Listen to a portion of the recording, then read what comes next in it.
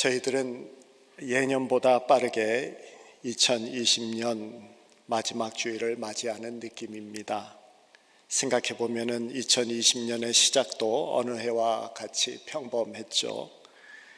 그런데 갑작스럽게 들어닥친 코로나19로 인해서 비대면 예배로 바꿔야 했고, 예배를 온라인으로 드렸던 것이 기억납니다. 그때 아니 이게 무슨 일이야 라고 하면서 정신 차리지 못하고 몇 개월을 지냈죠. 그런 후에 시간이 지나면서도 줄지 않는 이 코로나 감염으로 인해서 이게 도대체 얼마나 오래 갈 거야 라는 생각을 가지면서 또 몇 개월을 걱정하면서 지냈습니다. 그러다가 또 한 9월쯤 되어서는 이게 계속되네 라는 생각에서 앞으로 어떻게 하지 라는 생각을 가지면서 대책을 강구하기 시작했습니다. 그런 중 11월 달 대통령 선거가 있었고, 또 12월 달에 들어서면서 코로나 예방주사가 나왔다라는 소식을 반갑게 듣고 이제 조금만 더 기다리자라는 이런 회복의 소망을 품고 지내고 있습니다. 그래서 지난 1년을 생각해 보면은 이게 뭐야? 언제까지 계속될 거야? 그럼 이제 어떻게 해야 되나? 조금만 더 기다리자라는 생각으로 마치 코로나 사태에 붙잡혀서 1년을 빼앗긴 그런 느낌입니다. 우리 성도님들 정말 마음고생 많이 하셨습니다.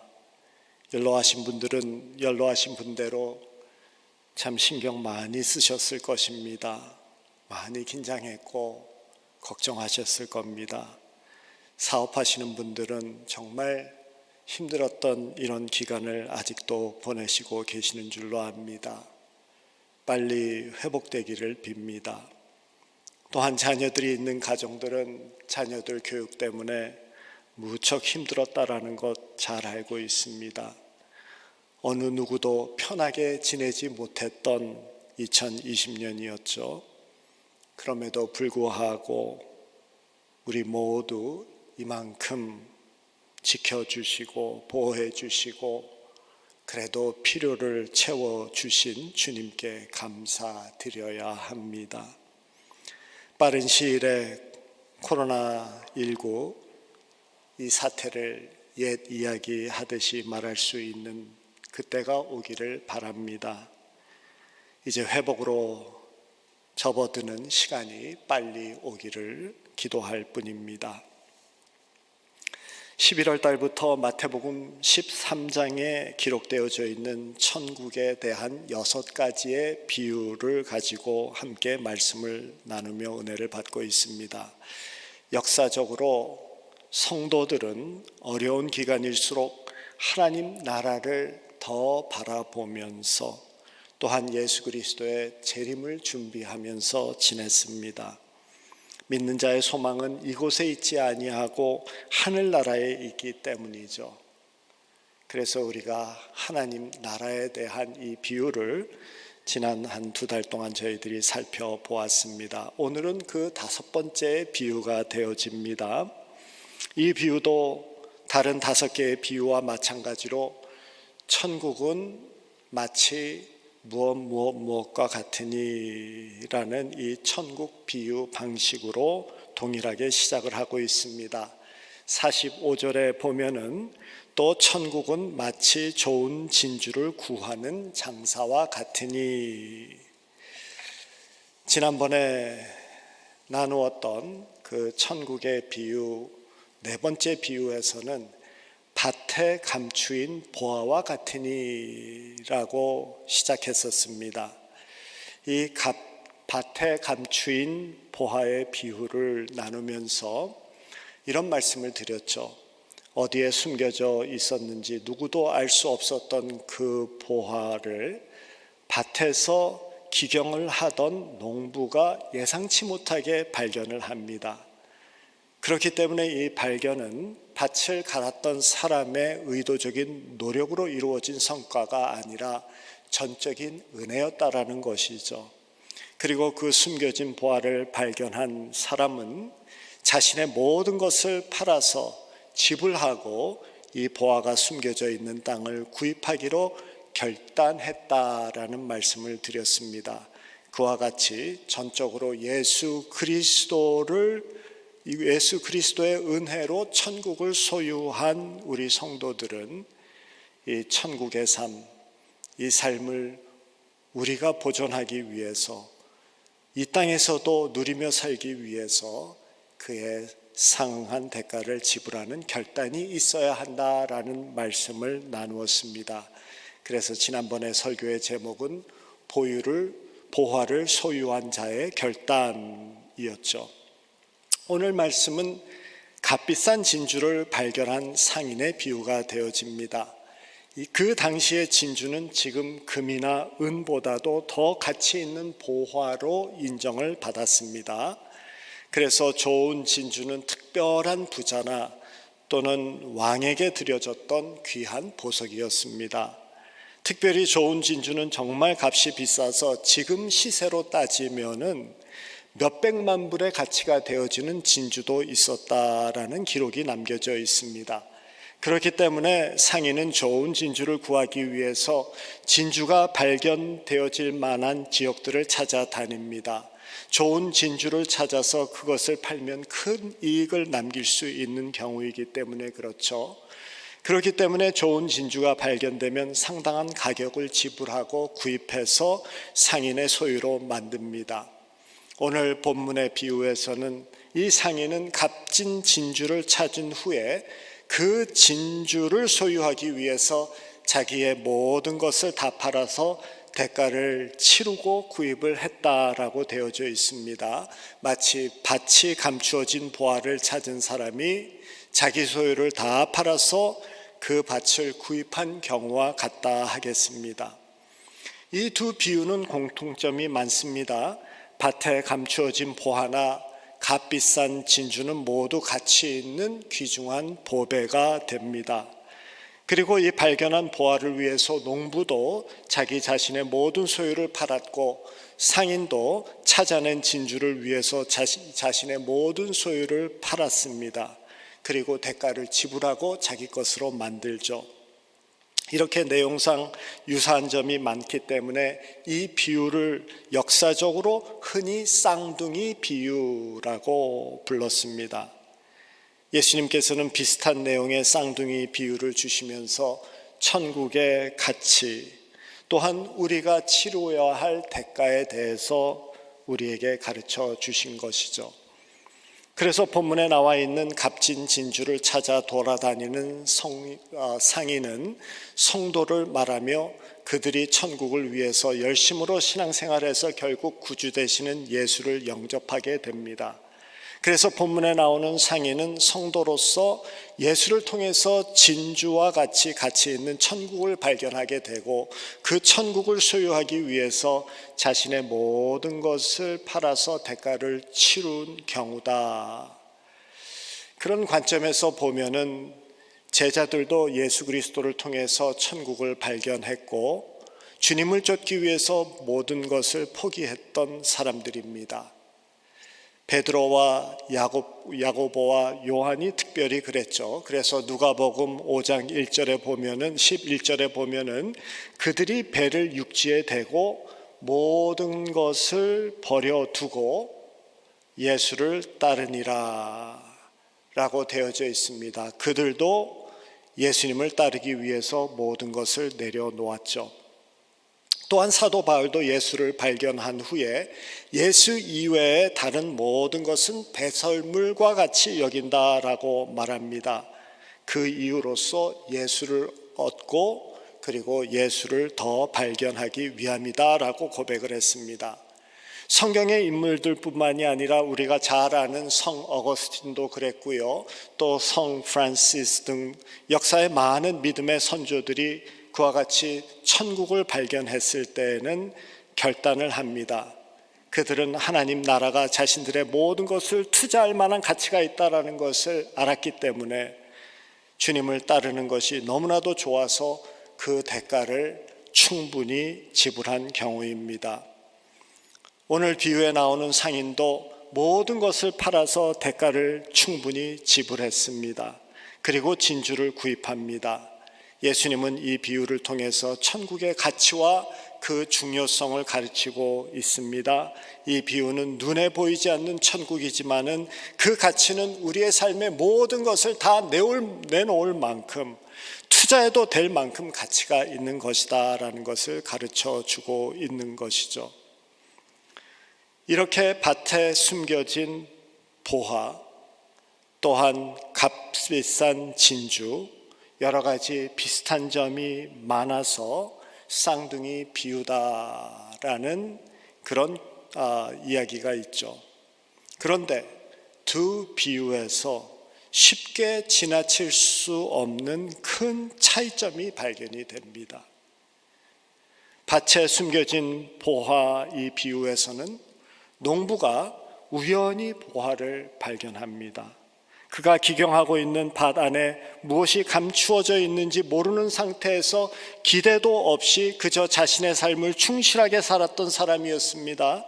그래서 그가 발견하게 된 보화는 전적으로 하나님의 은혜가 되어집니다. 단지 그가 잘한 것은 보화를 발견했을 때 그 가치를 깨닫고 삶의 중대한 결정을 하죠. 그 보화를 놓치지 않겠다라는 결단을 하죠. 그래서 그 보화를 지키기 위해서 다른 것을 기꺼이 희생하겠다라는 각오로 살아간 것이죠. 반면에 좋은 진주를 구하는 상인의 비유는, 이 상인은 진주를 찾아서 나섭니다. 보석방에 앉아서 평소같이 맡겨진 일에 성실하게 하고 있는데 생각지 않게 아주 귀한 진주가 굴러 들어와 가지고는 손에 들어온 경우가 아닙니다. 지금은 사람이 키운 양식으로 만들어진 진주가 대세이겠죠. 그러나 예수님 당시에는 이 진주가 너무나도 귀하고 비싸고 보배로웠습니다. 그래서 진주 상인들은 이집트 홍해 또는 페르시아만, 그리고 때로는 인도까지 찾아가서 좋은 진주를 구합니다. 그리고 그것을 왕에게 또는 부자들에게 비싼 값을 받고 팔았었던 것이죠. 그 당시 문서에 의하면은 이집트의 홍해에서 발견되어지는 진주는 약간 질이 좋지 않았다라고 합니다. 당시의 질이 좋은 진주는 페르시아만에서 잠수해서 얻은 진주였다고 합니다. 그리고 최고의 진주는 인도양에서 나온 진주였기 때문에 때로는 사람들이 그곳까지 여행을 해서 귀한 진주를 구해왔다라는 기록이 있습니다. 상인들은 좀 더 크고 좀 더 가치 있는 진주를 찾기 위해서 이렇게 먼 여행길을 떠났던 것이죠. 지금 예수님의 비유에서 나오는 상인 역시 이 좋은 진주를 찾기 위해서 부지런히 찾아다니고 구하고 있습니다. 그가 얼마나 먼 거리를 여행했는지는 모르지만은 그는 최선을 다해서 좋은 진주를 찾기 위해서 찾아다녔습니다. 그러던 중에 이 상인은 마침내 매우 값진 진주 하나를 발견하게 됩니다. 46절의 마지막 부분, 처음 부분이죠. 극히 값진 진주 하나를 발견하매 라고 말씀합니다. 그는 진주에 대한 전문가였기 때문에 그 진주가 둘도 없는 귀중한 진주라는 것을 알 수 있었습니다. 그는 그동안 많은 진주를 취급했겠죠. 그렇게 좋은 진주를 만난 적이 없었던 것입니다. 그래서 그는 그 진주를 보는 순간 자기 것으로 만들기로 결심합니다. 그래서 46절 마지막 부분에 보면은 가서 자기 소유를 다 팔아 그 진주를 사느니라 라고 쓰여져 있습니다. 너무 귀한 진주, 그 가치 때문에 자기의 모든 것을 파는 것을 전혀 아까워하지 않습니다. 44절에 있는 그 감추어진 보화의 비유에서는 숨겨진이라는 단어가 처음에 나오면서 강조가 됩니다.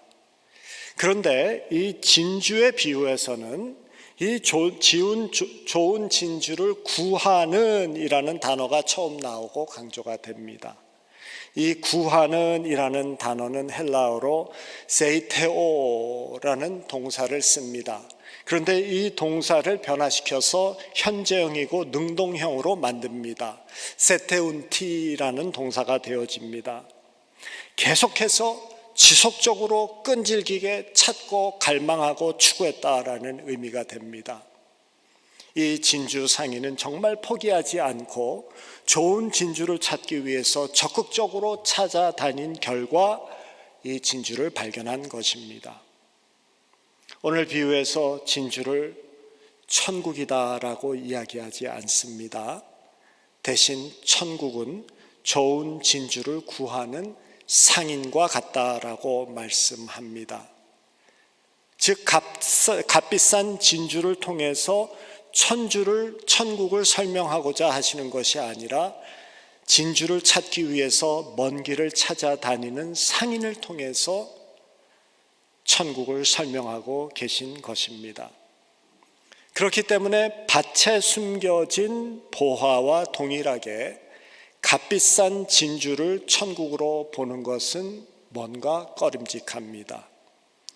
더군다나 잘못하면은 우리 인간이 천국을 끊임없이 찾아서 결국에는 우리의 노력의 대가로 천국을 소유할 수 있게 된다라는 비유가 되어져 버릴까 봐 더욱 꺼림직합니다. 죄와 욕심으로 영의 눈이 가려진 우리 인간의 열심으로 하나님을 찾는 경우가 없다라고 성경은 우리에게 선포하고 있기 때문입니다. 로마서 3장 10절부터 12절까지 기록된 바 의인은 없나니 하나도 없고 깨닫는 자도 없고 하나님을 찾는 자도 없고 다 치우쳐 함께 무익하게 되고 선을 행하는 자가 없나니 하나도 없도다. 우리의 인간의 영은 부패되었기 때문에 주님이 우리를 찾아주시지 아니하시면은 우리가 먼저 나서서 스스로 주님을 찾는 존재가 아니다라고 말씀하십니다. 주님이 우리를 찾아오셔서 문을 두드려도 우리는 문을 꼭 잠그는 존재들입니다. 성령이 역사해 주셔야지만이, 주님께서 우리를 택해 주셔야만이 우리는 문을 여는 자들입니다. 문소리를 들어도 귀를 막고 못 들은 채 하는 것이 우리 인간입니다. 우리 인간은 자기 자랑을 좋아하고 권력을 사모하고 재물을 쫓고 살고 있기 때문에 우리의 모든 에너지와 정신이 쏟아져 있는 곳은 하나님하고는 하나도 상관이 없습니다. 눈에 보이지 아니하는 하나님은 안중에 없습니다.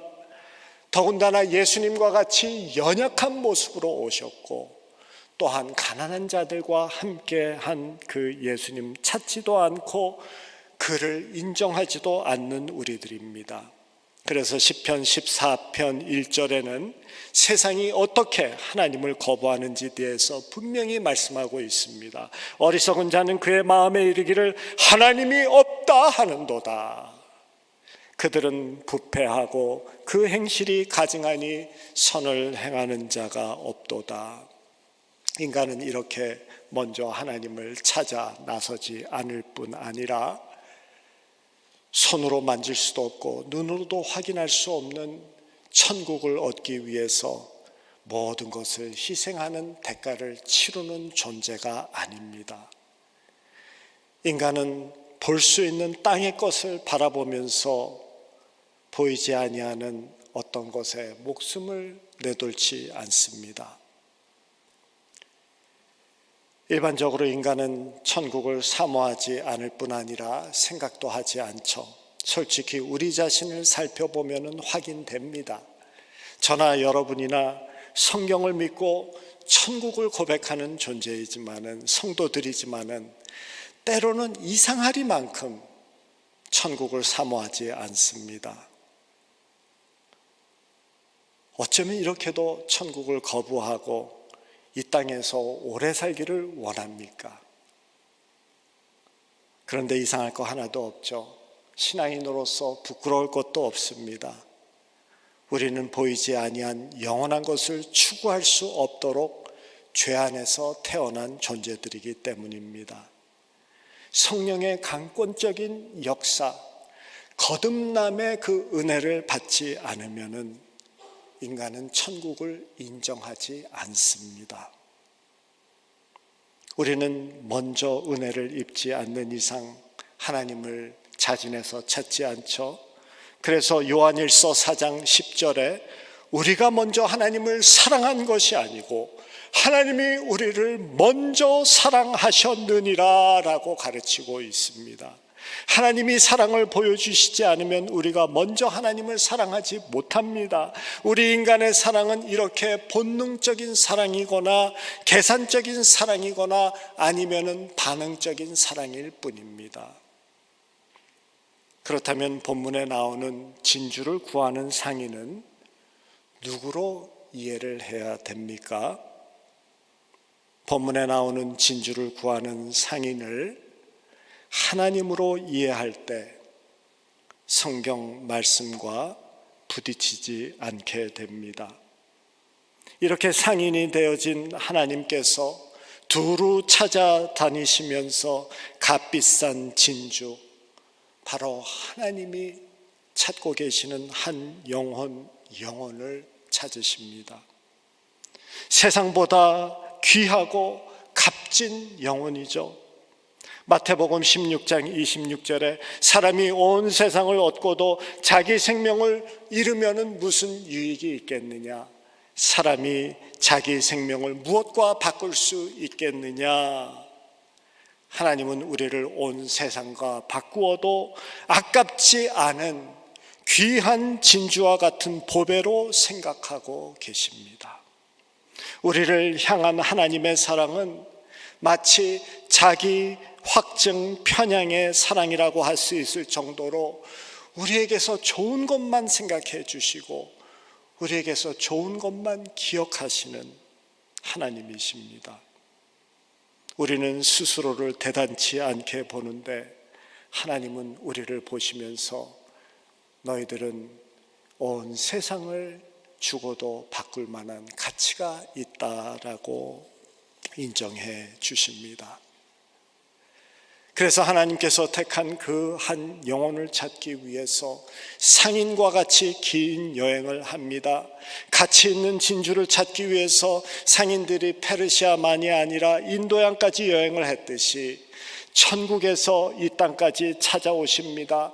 그것도 예루살렘 왕궁이 아니라 베들레헴이라는 작은 마을까지도 찾아가십니다. 그리고 우리를 찾으셨을 때 우리를 위해서 하나님은 당신에게 전부 이상이신 독생자 그리스도를 대가로 치르십니다. 그분은 우리를 구원하기 위해서 험악한 산을 넘으시고 파도치는 바다를 건너시고 우리를 찾으신 후에 갈보리 십자가 위에서 우리를 위하여 자신의 모든 것 이상을 내놓는 대가를 치르십니다. 알리스터 맥그라스라는 영국의 신학자는 그의 저서에서 기독교를 이렇게 설명합니다. 기독교의 근본 가르침은 하나님이 친히 우리 있는 곳까지 오셨다는 것이다. 우리가 하나님을 찾아 나서도록 하신 것이 아니라 하나님이 친히 우리를 찾아오셨다. 사람들은 흔히 신을 만나러 인간이 사닥다리를 타고 위로 올라간다는 것을 종교로 생각한다. 그러나 기독교는 반대다. 우리를 만나러 하나님께서 친히 그 사닥다리를 타고 아래로 내려오셨고 기쁨의 노래를 부르시며 우리를 천국 집으로 데리고 가신다라고 선언한다. 사닥다리를 타고 아래로 내려오셨고 우리를 위해서 자신의 전부 이상을 내어주신 후에 기쁨의 노래로 우리를 품고 천국으로 데려가시는 분이십니다.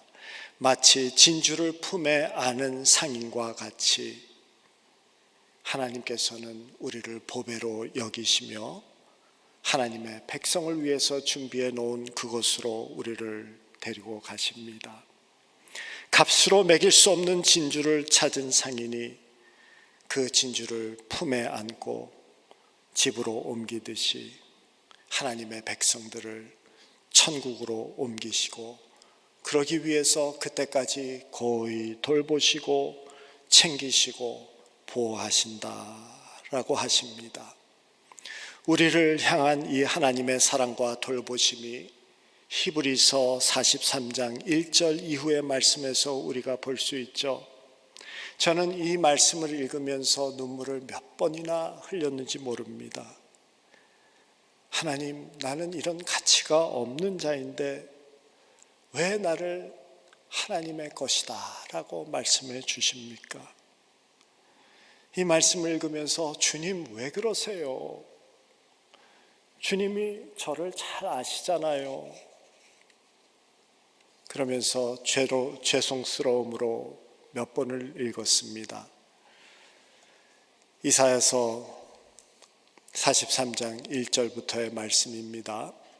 야곱아, 너를 창조하신 여호와께서 지금 말씀하시느니라. 이스라엘아, 너를 지으신 이가 말씀하시느니라. 저는 여기에서 야곱 대신에 이스라엘 대신에 제 이름을 넣으면서 몇 번 읽었습니다. 너무나도 감사하고 또한 죄송한 마음을 가지면서 읽었어요. 너는 두려워하지 말라. 내가 너를 구속하였고 내가 너를 지명하여 불렀나니 너는 내 것이라.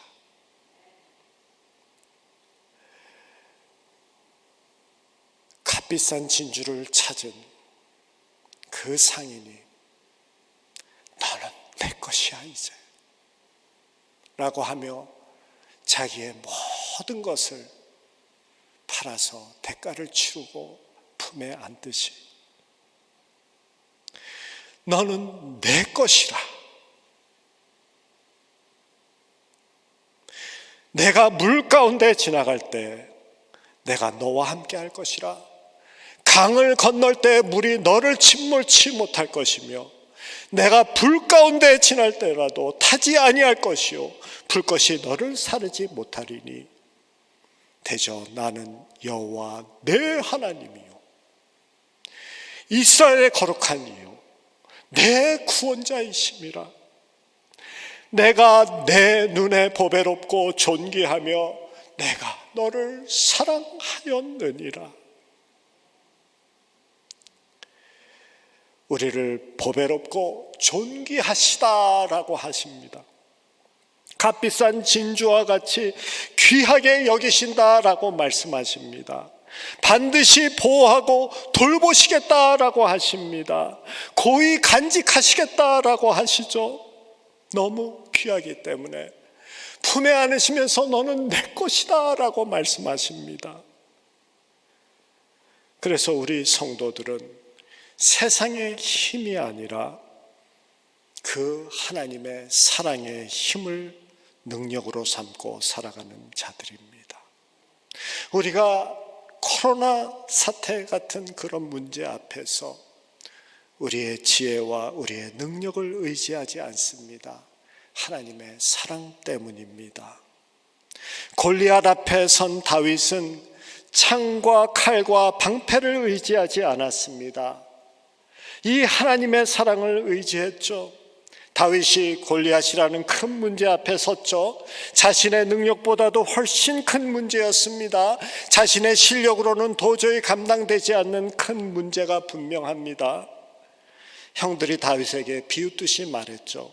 너는 어린 것이 여기에 왜 왔냐? 내가 전쟁을 구경하러 왔느냐? 다윗이 사울 왕에게 찾아갑니다. 별 다른 방법이 없었던 사울 왕은 다윗을 부릅니다.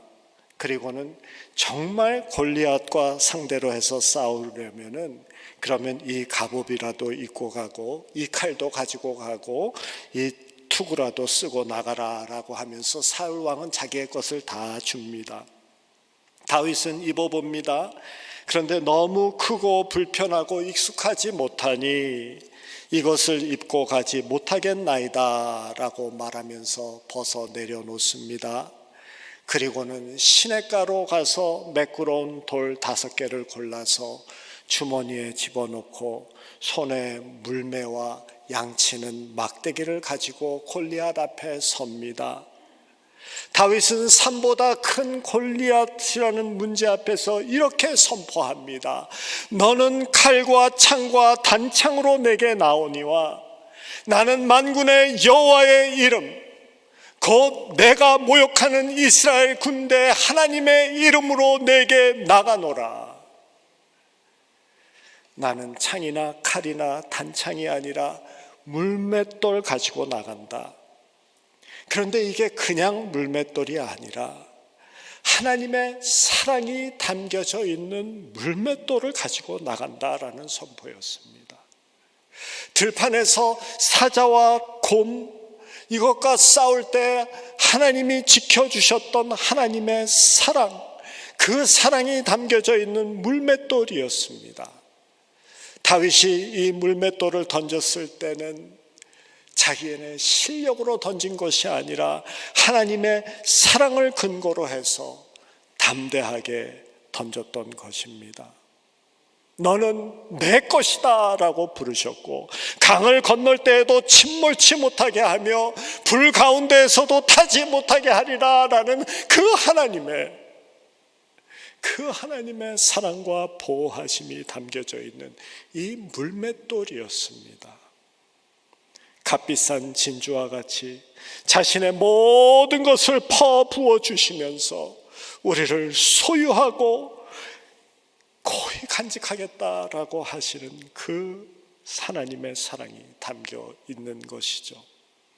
이 사랑의 물맷돌을 믿음으로 던져서 골리앗이라는 문제를 넘어뜨리는 것입니다. 골리앗과 같은 큰 상대가 우리 앞에 있는 듯한 한 해였음이 분명합니다. 그리고 또 이것이 얼마 동안 더 계속될 것 같습니다. 은혜 시냇가로 나가야 됩니다. 그리고 사랑의 물맷돌을 고르고 집어야 합니다. 골리앗 같은 큰 문제를 해결하는 방법은 다른 곳에 있지 않죠. 진정한 해결은 하나님의 이 사랑을 확신하기 때문에 이 사랑의 물맷돌을 들고 그 앞에 설 때 그 문제를 해결할 수 있는 것입니다. 힘들었던 한 해를 마감하면서 다시 한번 우리의 정체를 확인하기 원합니다. 하나님께서 우리를 향해서 말씀하십니다. 너는 보배롭고 존귀하다. 너는 사랑하는 내 것이다. 우리의 영혼에 성령의 도장을 꽉 찍어 놓으시면서 너는 기억해라. 너는 내 것이다 라고 말씀하십니다. 7전 8기 7번 넘어져도 8번째 일어난다라는 의미죠. 여러 번 실패를 했어도 굴하지 않고 꾸준히 노력하는 자세를 말합니다. 그런데 세 글자는 같지만은 마지막 한 글자가 틀린 7전8도라는 말도 있습니다. 7번 넘어졌는데 8번째는 완전히 엎드러졌습니다. 아무리 노력해도 계속해서 실패를 거듭하게 되어지는 상황을 말합니다. 7전8도.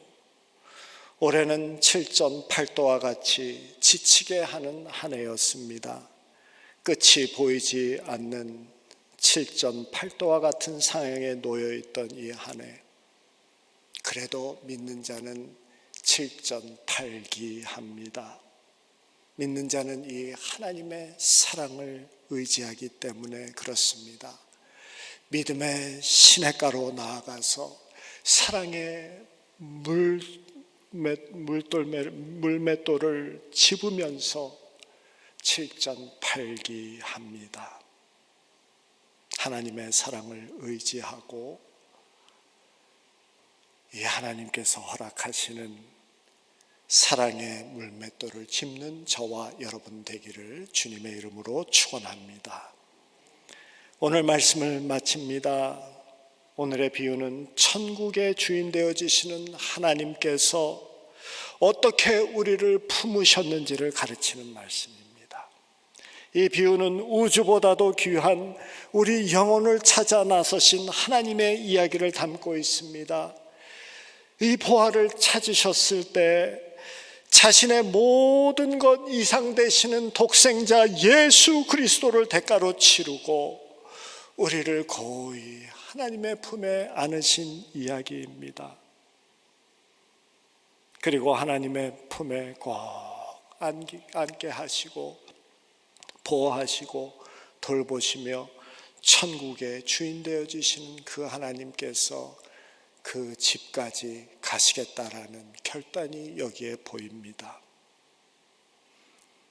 이제 맞이해야 하는 2011년을 앞에 놓고 있습니다. 백신의 소식이 있지만은 그래도 올해의 문제가 내년까지 계속 이어지는 불안이 쉽게 가시지 않습니다. 그래서 문제만 가지고 2020년 앞에 서 있는 그런 느낌이지만은 우리는 문제만 가지고 서 있지 않습니다. 우리를 보배롭다라고 말씀하시며 십자가 위에서 우리를 주님의 소유로 만드신 주님과 함께 2021년을 시작할 것입니다. 너는 두려워하지 말라. 내가 너를 구속하였고 내가 너를 지명하여 불렀나니 너는 내 것이라. 내가 내 눈에 보아롭고 존귀하며 내가 너를 사랑하였느니라 라고 하시는 그 하나님과 함께 시작합니다. 은혜 시냇물로 나가시기 바랍니다.